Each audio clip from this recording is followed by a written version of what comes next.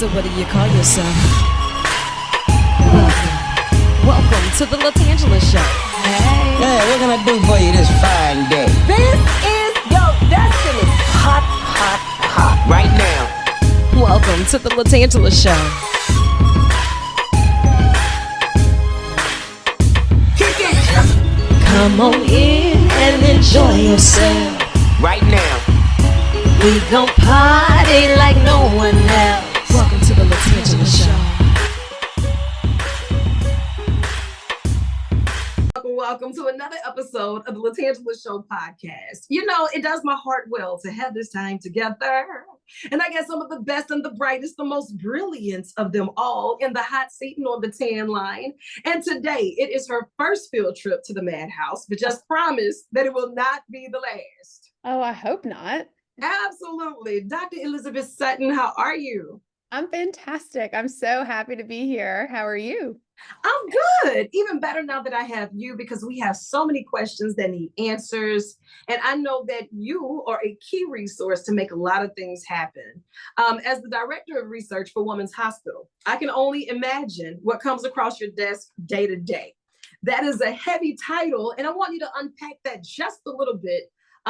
What are some of the things that you do as the director of research for Women's Hospital?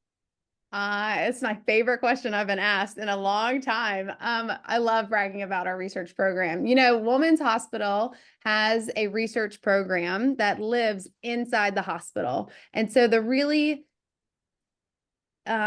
big opportunities out there for research is that research typically lives in its own like academic institutions, like the LSUs or the research institutions. And then over here, we're giving clinical care to people in hospitals and doctors' offices. And what Women's Hospital does is they take a research institution and put it in a hospital where people are getting care, right? And so like if I make discoveries, if we do studies and find and learn new things, the hospital is like this ecosystem for change. They're like, well, then let's change what we do so we can better help people. I mean, it like cuts out the middleman of people doing, you know, the people doing publications over here and the people doing clinical care over here. So like on my day to day, I have a pretty big team and we're enrolling patients in research studies. We're presenting and offering research studies to people who may qualify for them. And that ranges from babies. Well, we don't talk to babies, talk to their parents, but babies to pregnant people, to postpartum people, to people that are at our metabolic clinic, right? So people who are interested in weight loss, to people who are going through menopause or cancer treatments, right? And so we're getting to touch all these communities, talk about research, like teach them about research, and then also help them be in research. And, you know, I just love your level of enthusiasm for all of this. Oh, yeah. Because there are so many different things in Women's Hospital, you know, that so many people are under your care and that you provide so many different resources. I was sharing with just you and your team briefly that I am forever grateful for the entire process and the level of care that you all gave me in 2020. You know, Dr. Google told me that it was a hernia. It was not.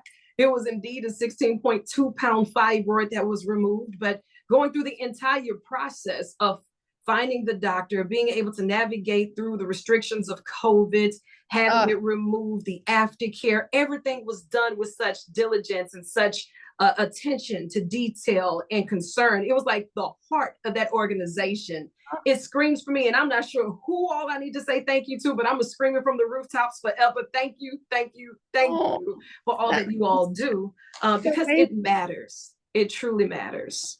I mean, that makes my heart so happy because I'm a developmental and molecular biologist by training, which is I cannot spell that or say it. Really the nerdiest title, right? So, I mean, I study like molecules inside people that do one thing. And then I came to Women's and they were like, look, there's so many things you can study here. Like what do you want to do? What do you see as the need? And what we've really done is we still do that molecular work, but now a lot of our research studies are about like patient navigation and helping people, having doulas, having community health workers, right? Yeah.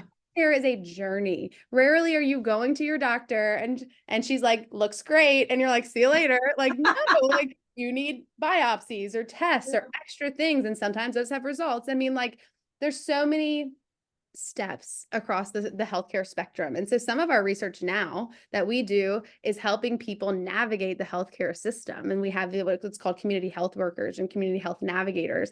And like they take that journey for you, hold your hand and get you whatever you need. And whether that's a high resource person who just needs like a number for a doctor, or a low resource person who doesn't have childcare, who doesn't have transportation, who works hourly and can't afford X, Y, and Z, can't pick up their meds. Like we are across the spectrum. So we're doing a study right now. It's like one of my favorite. They're all my favorites. I'm always, by the way, this excited. Like it never goes away.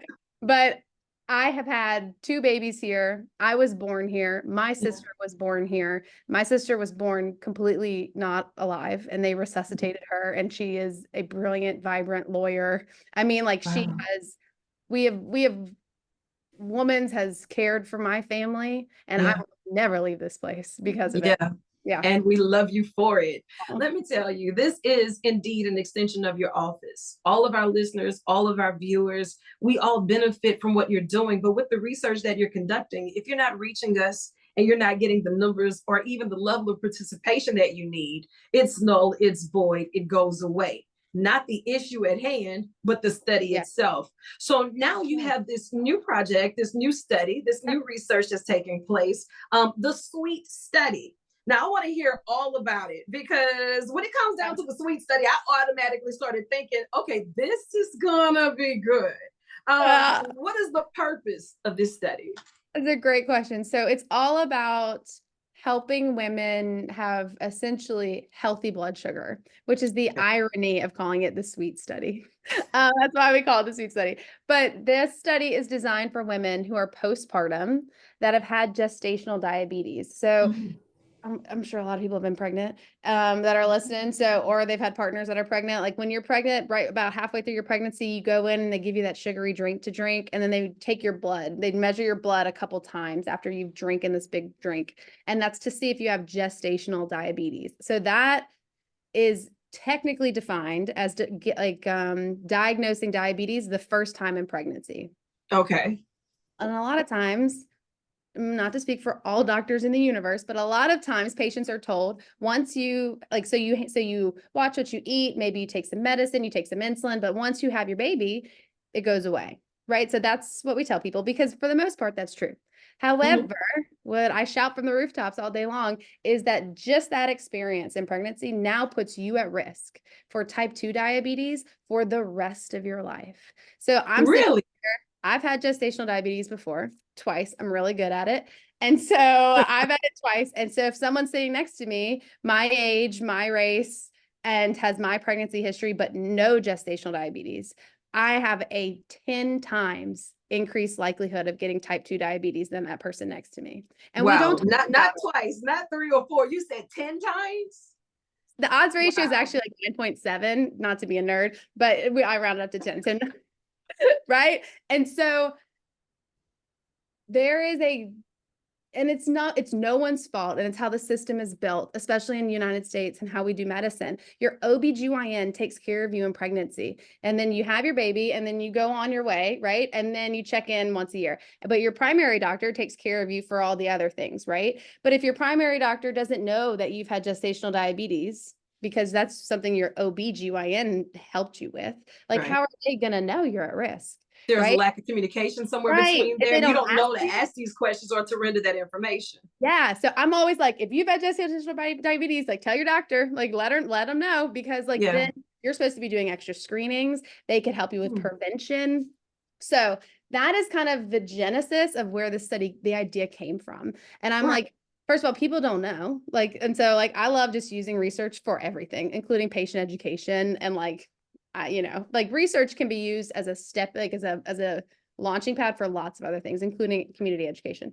So absolutely, we get to teach people that, right? So that's the first thing. Next thing is tell your doctor. And then you can and they'll draw your blood. And if you have that history, your insurance pays for it. It covers it because it's a clinical indication anyway. And then what to do is pretty limited. So in the universe of pre-diabetes or people at risk for diabetes, there's a lot of things you can do. There's these programs, there's medicines, but this is a weird population because by biology's sake, everybody's young, right? You have to be under 45 really to have a baby, right? And so we're talking about young women and younger people. Even if later on they're at risk, they're not at risk because they're young and kind of healthy and their body kind of has what we call a reserve. And so you don't really see that risk yet. And so these are people walking around, to me, like almost on fire, ready for help, but like we don't really have anything to offer them. I'm like, well, are we helping them with prevention? Like prevention, like, so. And we hear people throw that around a lot, preventative methods that we can do, but half of us don't even know that there's something we should be preventing to take those steps. So this really helps, right? And whenever you start narrowing it down for the SWEET study, we know that it's already a little narrow window as of who all can participate. But then it also leaves you with the questions that need answers as of, okay, we know this is for women. We know this is for pregnant women. How early in the pregnancy? Should it be after the pregnancy? Do you need to take them for the full 9 months? Or if they plan to get pregnant, like what does that window look like? So the idea behind the study is that you have this group of women who we know are at risk and who might not know, but we'll help them know. And they're now on a new trajectory. So you've had a pregnancy with gestational diabetes. You're on this now higher risk trajectory. How do we get them off of that like high speed or high risk train and get them into like a healthier train, a healthier like kind of pathway? So the idea is after you have your baby, you have to be in the study, you have to be 6 months postpartum, but can be up to 10 years after you've had a baby if you've had gestational diabetes. I mean, like I'm talking like you can have a 9-year-old and be in this study as long as you had gestational diabetes. And then you enroll in a study and we'll give you a medication.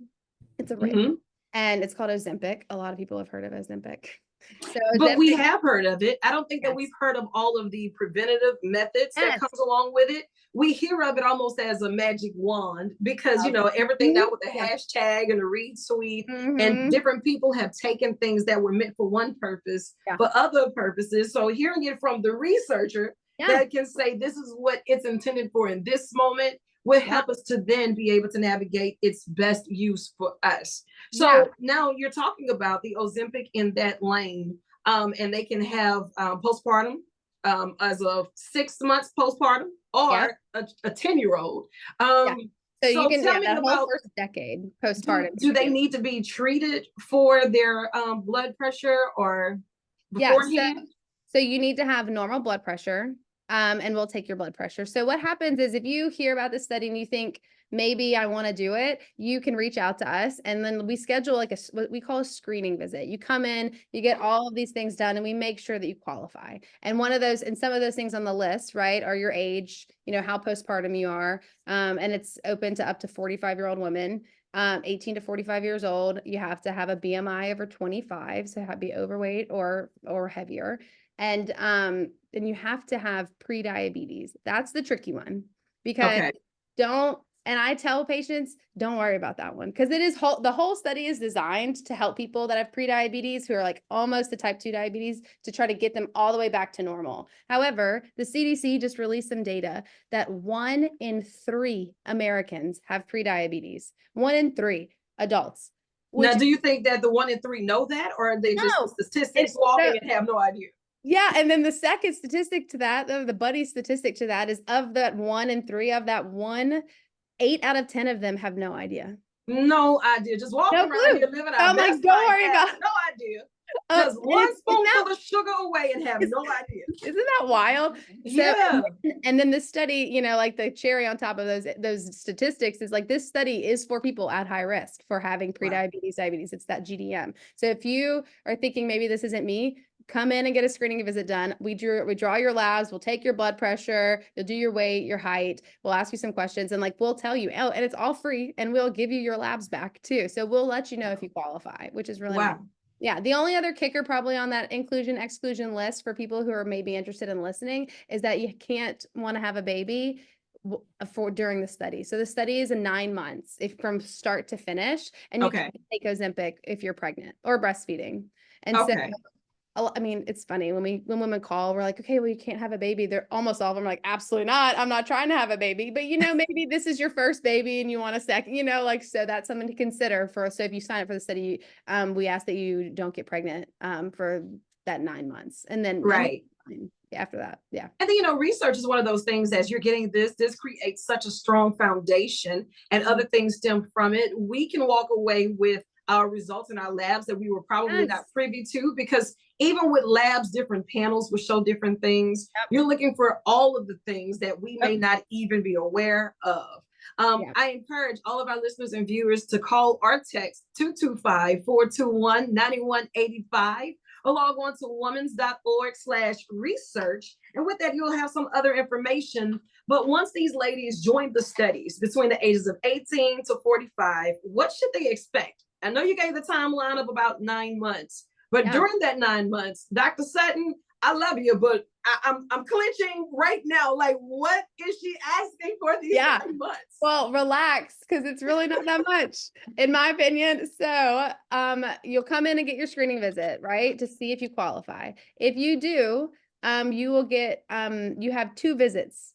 So essentially, the research design is we do all your measurements before, right? What do you weigh? How's your blood pressure? How's your blood sugar? And then you take your medicine, and then we do all those measurements at the end. It's pretty straightforward, right? So that's 2 visits at the beginning to do all those measurements that have to happen at Women's. They happen like about a week and a half apart. And then you get your medicine at one of those visits. And you can either get Ozempic, important, Ozempic or placebo, right? So half of our group would be on a placebo, and like it's double blinded, right? So that's like this. So they don't know. They don't know. We don't know. I don't know. I'm not going to know until the study's over in a year and a half. Like, I mean, that's how it works. It's called the gold standard of research design, right? So to truly make sure there's no bias, that we are really being able to answer the question, you're not allowed to know who has what, right? So you do your baseline, what we call baseline visits, and then you get your medicine, and then you take your medicine for 8 months. So Ozempic takes 2 months to get up to full dose. So you like take a little baby dose for the first month, and then you take a half dose the second month. And then for 6 months, you're on like the full dose. And so then after that, you come back and we'll give you all your pens. It's an injection once a week, really. And it's pretty low maintenance. We'll teach you to the injections if that scares you. You can't feel it. And then you come back after that 8 months of medicine, or that full 6 months of full dose medicine, and we just measure you again, and that's it. Oh, I forget this all the time. And you can earn up to $1,000 doing it. So every time point you get a check that you complete, you get a check. Just like, oh, by the way, I forgot that part. I know, I forget it, but I mean, but solely, I mean, it's just like the health benefits and even the lab work itself. That's something that you can't put a value on, and being able to trace down what's going to make life better. I mean, the bonus is by the way, you do get a check at the checkpoint, but yeah, it takes your time, right? Like you're driving a Woman's, like you probably have to take time off. I mean, that's what that $1,000 is there for, to offset kind of the burden of being in the study. Yep. Right. And one of the other things that came across the desk, and I was like, wow, I did not know that. November. Did you know that November is National Diabetes Month? Yeah. See, you learn something new every time you chime in with Women's Hospital. And I was like, wait a second. Diabetes is one of the things that we may not discuss unless it is on our doorstep. But when you start talking about the research that you all do, and even most of us walking around with these underlying things that we may not be aware of, or even the preventative side of it, what does that look like in some of those tidbits that you would just give to say, make sure you're on top of it? Yeah, I love, our marketing department was like, you know what November is? And I was like, oh, tell me. So a weird, quirky fact, I actually have type 1 diabetes, which is a little different than type 2 diabetes, but like I live the diabetes life every single day. And well, hold on a second. Now I want you to break that down, because maybe this is the first time someone has ever heard that there's a type 1, type 2. What's the difference? What does that look like? Yeah. Well, neither are very fun. I'll say. So diabetes, that term means essentially your body's not handling its blood sugar or glucose like it needs to. And if you have type 1 diet, and that happens different ways in your body, or the reasons for that are different in your body based on if you have type 1 or type 2. So type 1 is called it's more of an autoimmune condition. So autoimmune means auto, like automatic, and immune, obviously like an immune response, means that your body has automatically decided that your pancreas, which is the organ that is responsible for helping you take glucose back into all of your cells once you eat, it doesn't like your pancreas. And so your body attacks it and essentially kills it. And so you can no longer make the hormones needed to, once you've eaten, to get blood sugar into all your cells. It's called insulin. Right. That happens to me, which is great. And so like I wear like a little continuous glucose monitor all the time. It tells me my blood sugar. And I take insulin when I eat. And so since my body doesn't make it on its own, because I've essentially attacked and killed my own pancreas, which is not great, not very nice, but that's fine. I can take medicine and I can just give myself that insulin. So if you have type 2 diabetes, that is really more environmental rather than internal. And so that is when your pancreas has just kind of gotten tired. Like, so maybe you've been carrying excess weight. Maybe you don't exercise as much, your muscle mass is less compared to how much fat mass you have. If you deposit fat into your liver, it can change how your liver processes blood sugar too. And so really it's more of an environmental diagnosis. And so your pancreas essentially overworks itself. So it's pumping out insulin and pumping out insulin. And then you have so much. It's like the boy who cries wolf, like your body just stops listening to it. And so then it pumps out more for your body to keep listening to it because it's ignoring it. And then it kind of wears out. And so we kind of end up in the same place, giving ourselves insulin. But a lot of type 2 people can make lifestyle changes and almost, depending on where they are in that condition, reverse that condition. Wow, that is amazing to know. And, and even to see how well you're thriving and how you can just articulate that for those who may, because even if they have to do the patch, sometimes things like that, it's such a stigma that comes with healthcare as a whole. People may not want to keep up with what they're doing, or maybe unaware, or even just not a part of their to-do list. But it's hard for us to pour from an empty cup. And if we don't take care of ourselves, we can't take care of everyone else.